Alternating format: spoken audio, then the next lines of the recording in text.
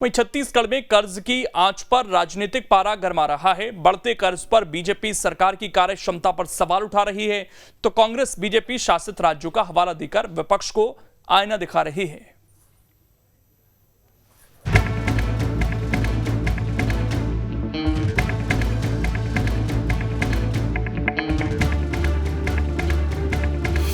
छत्तीसगढ़ में कर्ज पर बढ़ी तकरार, पक्ष विपक्ष का एक दूसरे पर वार। जिस प्रदेश में विकास के मुद्दे पर चर्चा होनी थी, अब वहां कर्ज पर किचकिच हो रही है। बीजेपी लोन के इशू को तूल देकर जनता को राज्य के कथित अहित का आईना दिखा रही है। इसके सियासी मायने जानने से पहले जान लेना जरूरी है कि आखिर छत्तीसगढ़ पर कितना कर्ज है। तो आंकड़े बताते हैं कि प्रदेश पर 84,000 करोड़ का कर्ज है। ये राज्य के कुल बजट का 87% है। 2018 में करीब 41 करोड़ का लोन था, यानी 3 साल में कर्ज का आंकड़ा डबल से भी ज्यादा हो गया। इसके एवज में सरकार को हर महीने करीब 400 करोड़ बतौर ब्याज देना पड़ रहा है। बीजेपी अब ये सवाल पूछ रही है कि आखिर 3 साल में ही प्रदेश पर लोन दोगुना कैसे हो गया। लेकिन कांग्रेस का तर्क है कि बीजेपी शासित राज्यों की तुलना में छत्तीसगढ़ में अब भी कर्ज कम है। छत्तीसगढ़ कर्ज के बोझ से छत्तीसगढ़ के लोग दबते जा रहे हैं। उसके बाद में कोई विकास कार्य है नहीं, सारे विकास कार्य ठप हो चुके हैं। आज जितने विकास कार्य है केवल प्रधानमंत्री के भरोसे छत्तीसगढ़ का विकास का कार्य चल रहा है। जिस तादाद पे कर्जे सरकार ले रही है, यही स्थिति रही तो छत्तीसगढ़ को डूबने से कोई नहीं बचा सकता। आखिर कर्ज लेने के बाद में प्रोडक्टिविटी आपका कहाँ है?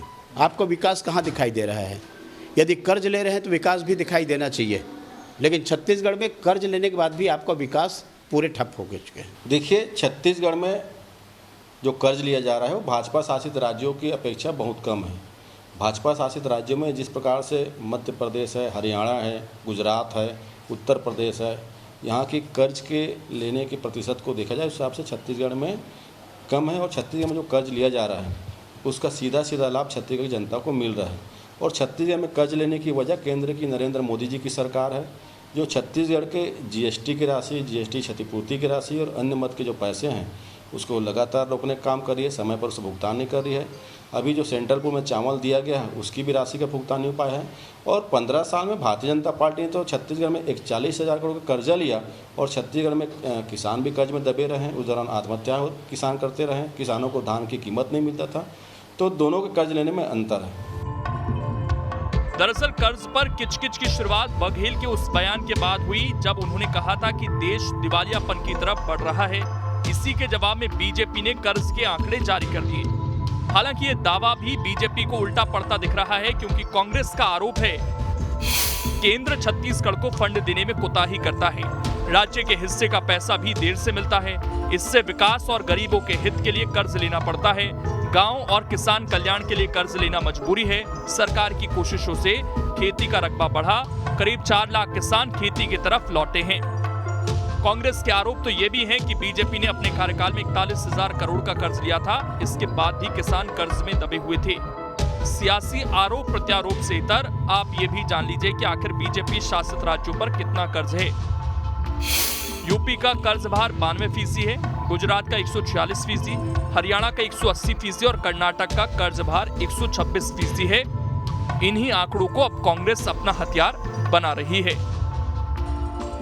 छत्तीसगढ़ में कर्ज को लेकर सियासी घमासान लगातार जारी है।